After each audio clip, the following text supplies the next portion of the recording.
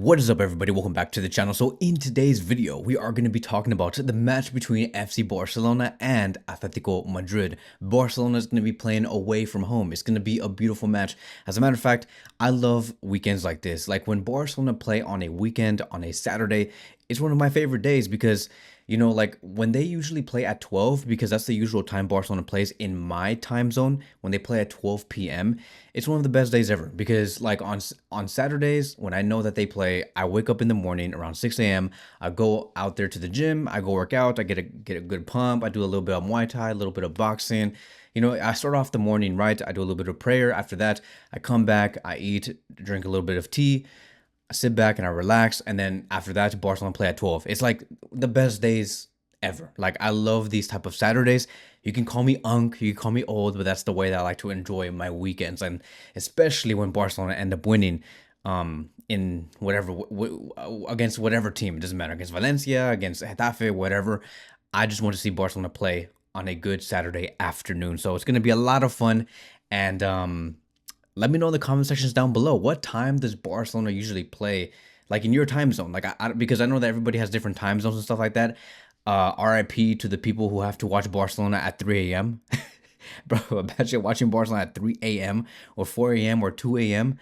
I think there's some people like that. Like I think it's somewhere. I don't know. I think it's like in China or Japan, where like if you're a supporter of Barcelona, you have to watch them at 3 or 2 a.m. or 4 a.m. It's crazy. It's crazy. But for me, it's the perfect time. I love it. But let's get back into the conversation, right? Before I start like rambling and stuff. But yeah, I feel good. I feel confident. I look at the atmosphere of Barcelona and I look at what players have returned, and I say that yeah, we can come back. We can come back after getting knocked out by Atletico Madrid in the Copa del Rey. I think that we have the capacity to dethrone Atletico Madrid, not just in the Liga, but also in the Champions League. It's just that we have to be 100% awake, attentive. We have to play our best game. We have to be responsible. We cannot make a lot of mistakes, which is one of the things that Hansi Flick said during the press conference. He said that if we minimize mistakes, because it's almost impossible to do zero mistakes in one game, but if we can minimize mistakes, then Barcelona can come out with a very positive result. And so returning this Saturday, we're going to be seeing Jules Koundé. Alejandro Balde is also going to be returning. Eric Garcia has also been confirmed. Who's for sure out for this upcoming Saturday is Raphinha, who's going to be out for the next 6 weeks. Hansi Flick even confirmed, and he said that it hasn't come at the best time, which saddens us. And he even said that, you know, that's the reason why I wanted Raphinha in Brazil, is because I want him to mentally recover, because, you know, it's hard for these players to go through all of these injuries, and, you know, they want to play. They want to be in these competitive games, but their body just does not allow it, mainly because of FIFA. And then we have Frenkie de Jong, where, you know, he's going through a hamstring injury. It is expected that Frenkie de Jong will return next week on Wednesday and in time for the first leg against Atletico. So things should be good for Frenkie de Jong. The targeted return for Frenkie to be with the rest of the squad and to train with the rest of the squad is going to be on Monday, according to Mundo Deportivo. And just, you know, get ready for the upcoming match on Wednesday. So good news all around. It's unfortunate that we're not going to have Raphinha, but we'll be talking about who I think could be starting on the left wing position. If you guys have been watching me through the whole week, you guys probably already know what I'm going to be saying. And but let's go based off data. Let's look at, you know, outside of my opinion, let's look at what Hansi Flick has mainly done when Raphinha is not in the 11 and not in the squad in general. And the majority of the time, Marcus Rashford has been the one starting. He started in 10 of 15 matches where Raphinha was missed. So you can tell that this is Hansi Flick's go-to option. It is Marcus Rashford. And he even said during the press conference that I'm happy with Marcus. He's performing well. It's an opportunity for him. So Flick is not afraid of using Rashford. We have seen him use Rashford against Real Madrid, like in some Clásico matches. We have seen him use him like in Champions League matches against PSG. And so, could we see Rashford start tomorrow? 100%. We could. But in my opinion, I think that it should be Fermín Lopez. I think that Fermín Lopez should be starting on the left with Dani Olmo in the number 10 position. We could also see Ferran Torres. Maybe we could see Gavi, which would be the most surprising pick because Gavi just came back from injury. Maybe we can also see Dani Olmo. There is options. It's just that like these options cannot really replicate what Raphinha does, and we're gonna have to do our best to make sure that we minimize his impact. We want to be able to come in there and come in with full force and create a lot of attacking opportunities. But the bottom line is, based off the data, based off the consistency that Flick has been showing, it does look like Rashford will be starting on the left on Saturday. So besides that, Atletico Madrid also have their own absences, right? We have 2 players out, which is Frenkie and Raphinha, but they have a total of 5. 5 players who would not be playing in this game for them. One of them is Marcos Llorente because he has 5 yellow cards, so suspension. Another one is Pablo Barrios. He's going through an injury. Mark Pubil, I believe that's how you pronounce his last name. He's most likely going to be out, maybe. And then you have Rodrigo Mendoza, who's injured. And then you have Johnny Cardoso, who's injured. And he has 5 yellow cards. So for sure, he is also going to be out. Now, what's crazy is that with these 5 players that I have just named, 4 of them are starters. So Atletico Madrid are going to be coming into this game knowing that 4 of their players are out, their main players. I guess to Atletico Madrid, that is maybe good news depending on how they see the next 3 weeks, because they're like, oh yeah, we can just rest these players and these 4 players can just return for their first leg against Barcelona. So I don't know. Maybe they might view it like that because I have that, hypothesis. I have that theory going on in my mind that Atletico Madrid do not care about La Liga anymore and they want to go for the Champions League and the Copa del Rey. So Barcelona is currently 4 points clear of Real Madrid in La Liga. Of course, we want to maintain that lead. We do not want to lose because there is that possibility that if we lose against Atletico Madrid or we lose points, Real Madrid will catch up and they'll catch up and it's going to be very close. 1 to 2 point difference now. We're talking about a 1 to 2 point difference when it should be like 7 by this point, based off how Real Madrid have been playing through the whole course of this season. So we cannot allow for that to happen. La Liga has to be ours. And I also want to run through some of the things that Hansi Flick said during the press conference. He stated on Atletico Madrid, we're facing one of the best teams in La Liga and in Europe. We can't repeat the mistakes from last match, which makes sense. We talked about this before. We're actually going to talk about a tactical preview in the next video after this and talk about what Barcelona need to do to correct their mistakes. And then he spoke about Griezmann and he said he plays with incredible ease. Plus, they have a fantastic atmosphere in their stadium, which is true. When Griezmann is on the pitch and he has the ball, it does make it very difficult for FC Barcelona because Griezmann really understands Barcelona. Like I'm talking about, like he really does. Like he was once a Barcelona player.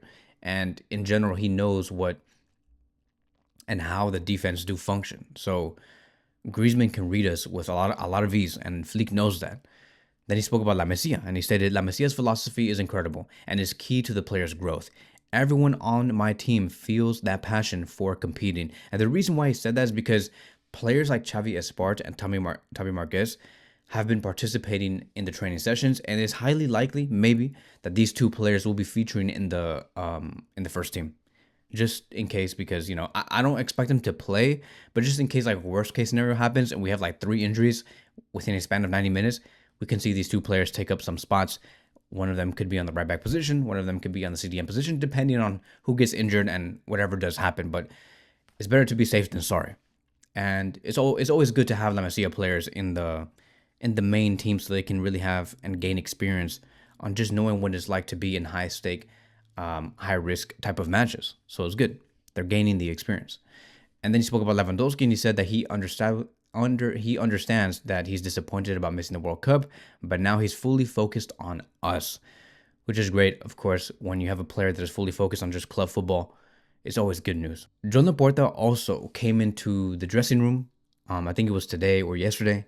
And Joan Laporta came in with a huge speech, a motivational speech, which I think is very important because to him, he knows that this is the most decisive phase of the season. And these are going to be a few things that Joan Laporta did discuss. He talked about how we need to focus on the 2 remaining titles, which is La Liga and the Champions League. He also acknowledged that the players are going through fatigue because of these demanding schedules. And he's asking for one final push. He wants these players to come in and give 110% to go all the way to the Champions League, go all the way with La Liga. Don't let neither competition fall out of their hands. He has also praised Flick for building a very cohesive collective unit. He has also expressed regret over Lewandowski for missing the World Cup. And then he also emphasized the team's collective strength over the individual contributions. Like he really wants his team to just have each other's backs, right? Like just act like one. Don't start acting like I gotta score as many goals as possible to be at the top of the player table and who scores the most goals and whatever. Like Joan Laporta has told the players, like, look, the collective competitions have to come first. I really want you guys to win it, and I think that for Joan Laporta, he really does. In my opinion, I think the reason why Joan Laporta wants Barcelona to go all the way in the Champions League is because of the prize money. We talked about how much prize money is being won, and so far we have won 100 million euros off of the Champions League. The prize money is crazy. And if we were to win and progress into the semifinals, we'll get another 32 million euros on top of the 100 million. It's a lot of money.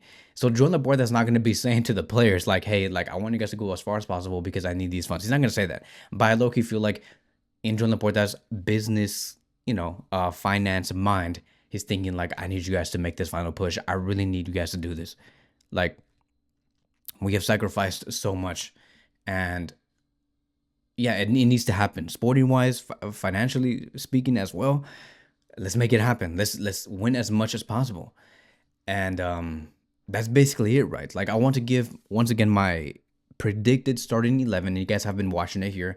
I'm going to be placing it here on my right side and your left side. This has to be the 11 for me. I know that we just talked about how Marcus Rashford might possibly be starting based off the data that we have collected, but I want to see Fermín on the left.